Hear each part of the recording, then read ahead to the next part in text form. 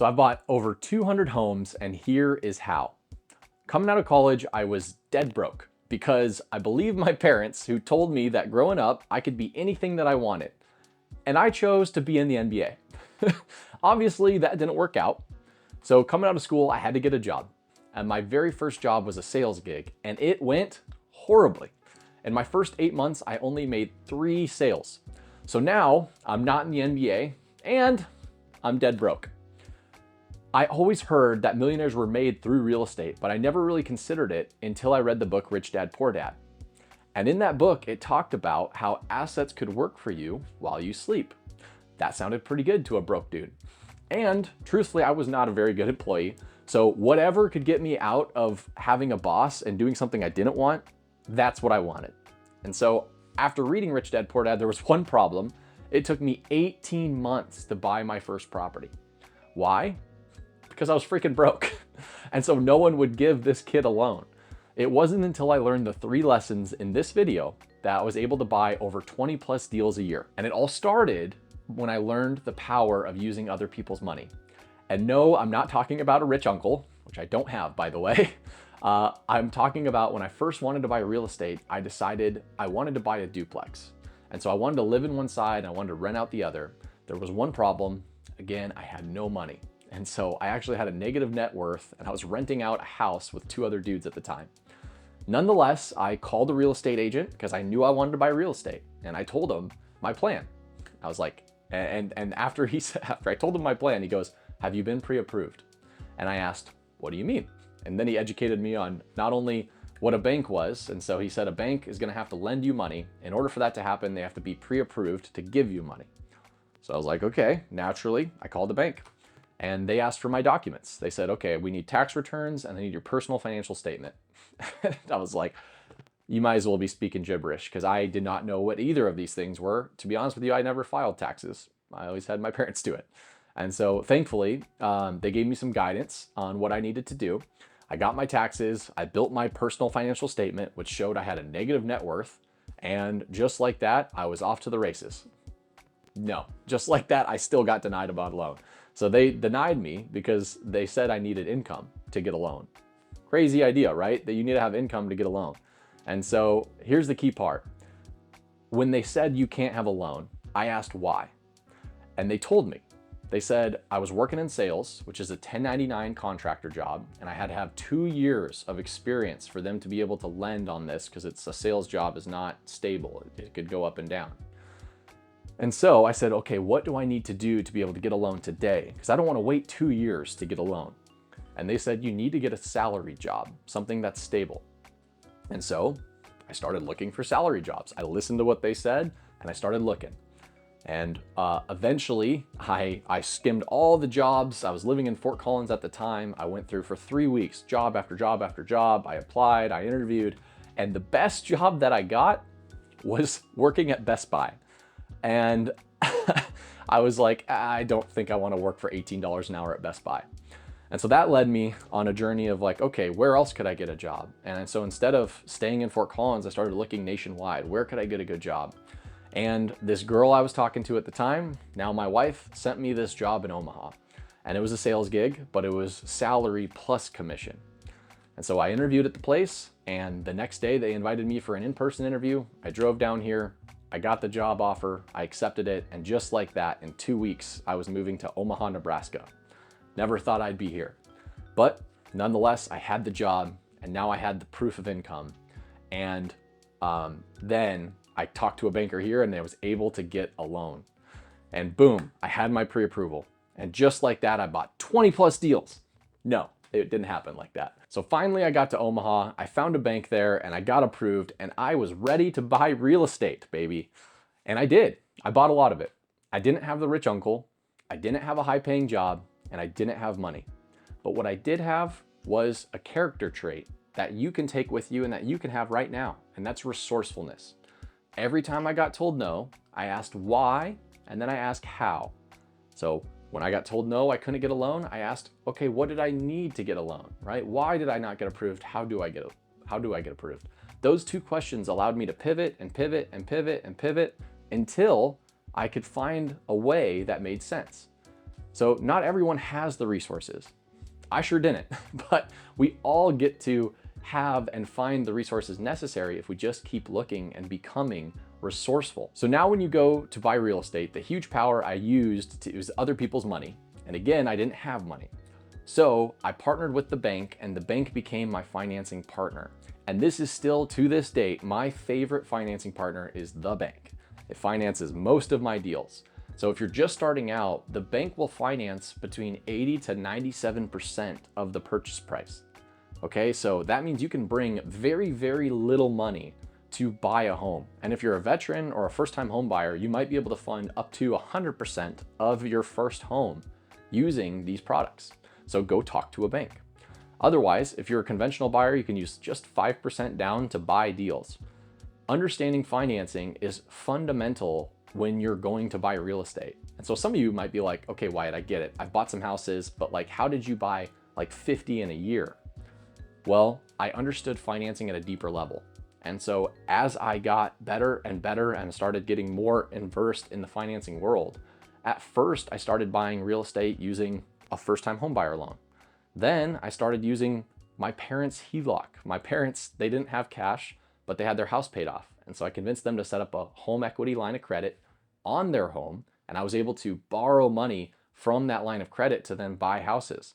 And so I bought one house, I renovated it, and then I was able to refinance it back and pay my parents back. That worked awesome for the first one. And then the next one, I realized the banker said, hey, you know, you could fund 80% of this with us and only use 20% on your parents' HELOC. And I was like, no way. And so that allowed me to then buy 4 houses at a time instead of 1, which really started to expand things. And then as I got to understand financing more, I realized if I'm buying deals deep enough, banks are actually able to finance 100% of the deal and rehab. And then it was like, oh my gosh. And so then I just started buying and buying and buying. Eventually I started raising capital from other investors to buy bigger deals like a 23-unit apartment complex or a $3.5 million townhome complex. And all of this happened because of the education I had on financing and deals that I could put together. So in real estate, it's just like a giant puzzle. You need to know how to put the pieces together so that everyone will win. And once you do, everything changes. But just because you get resourceful and you understand financing does not mean you're gonna make it. You must be able to do the second part in this video, which is make offers. If you want to buy things, you're going to need to make offers. After I finally got pre-approved, I could start making offers on my houses, but there was one problem. What if I had a bad offer? What if I got rejected? Or what if I bought a bad deal? All of these fears can be paralyzing, and I see this happen all the time. I know when I was very scared, I was very scared that I could make the wrong move. And yet I still had made plenty of wrong moves. So first, in order for me not to buy a bad deal, I had to get educated on what a good deal looks like. And I had to get confident in analyzing properties. I went to all the meetups. I utilized my online forums like BiggerPockets, and I met with realtors, and I met with lenders, and basically anyone that was willing to lend a hand in my market. And it wasn't perfect, but after a few weeks, I felt good enough to start making offers. Just like that, I got a deal. No, that's not how it happened. So it took me 6 long months of analyzing deals, driving to properties, doing property walkthroughs, making offers, and getting rejected. No one was accepting my offer. I was 21, broke, no one wanted to accept it. So after 10 offers, I almost gave up, but I said I'll do 10 more. So after 20 offers, nothing. 30, nothing. 40, nothing. Finally, after months of getting rejected, my 46th offer said no. But 2 weeks later, they said yes, and I was in business. So I ended up buying that deal. I flipped it and I made $30K in equity, and I still own that property to this day. That was an awesome deal. And I see so many people all the time give up on real estate. They give up because they don't know how to analyze deals. They don't have enough confidence to put the offer in because they're scared to make a mistake. Or they're afraid of rejection and they want to get it done perfect the first time. All of these are valid and things that I help my mastermind members overcome. The way to overcome these is by making sure that you're educated correctly. I highly recommend getting a coach who's experienced to help you. This will reduce your learning curve drastically, reduce the risk that you have, and increase the speed of which you get results. And if you don't want to work with a coach, make sure you have other people in your corner that have experience that can help. Real estate agents or other seasoned investors, they are great resources too. It's just sometimes there's only so many coffees they'll take before they kind of get annoyed. So make sure you have experience. At that point, now you know lesson 1, you know lesson 2. The biggest thing here is lesson 3 now. So the biggest thing to real estate is it is a giant funnel. You have to make your offers, and you have to make more and more and more offers to get in the funnel. When I first started my funnel, I started with online leads through the MLS with agents.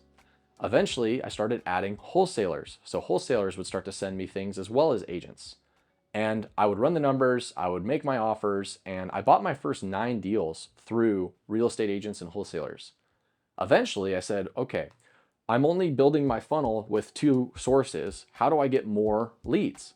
And I started doing direct to seller marketing.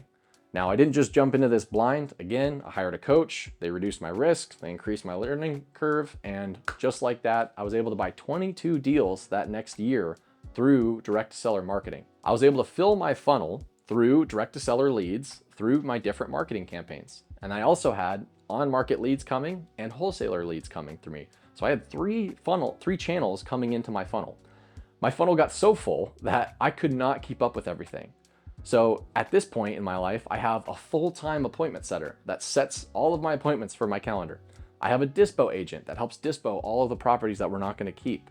And those 2 people help get all of these leads through the funnel that I've built through the pipeline. So if you're not completely maxed out on time, then you need to start by filling the top of the funnel. Once you have more money and less time, then you can start by removing operational headaches and hiring team members. So this is how to build a business. And this is exactly what I help my mentees with on what to do. Each one of them make over 400K plus a year, and they can't put in much more time. They're maxed out on time. However, what we do is we plug in VAs and transaction coordinators and other employees into their system. We give them playbooks, SOPs, and KPIs so that they know their employees are doing the work without them having to check on them and ask a ton of questions. So they can simply glance at a scoreboard and know that the job is being done at a high level, giving them the freedom of time that we all really truly want. So if you're a solo guy making good money, but you're maxed out on time, send me a DM leverage and I'll let you sit in on our next weekly mentee call where I teach them exactly how to systemize their business. And if you're not at that point yet, then that's okay. Just keep making offers. Fill that funnel, and I promise you there are plenty of deals out there. You just need to stay consistent with filling the funnel and then nurturing the leads as they filter through. And that is how you will make more money and how you can buy over 200 houses in your lifetime. So with that, I hope you guys enjoyed the video. I hope you got a little bit more insight on how to start buying houses. If you'd like to learn more, feel free to check out WyattSimon.com, where I've got a ton of free resources on there and you can learn more and see if you want to get connected more. Otherwise, happy home buying, and I'll see you in the next video.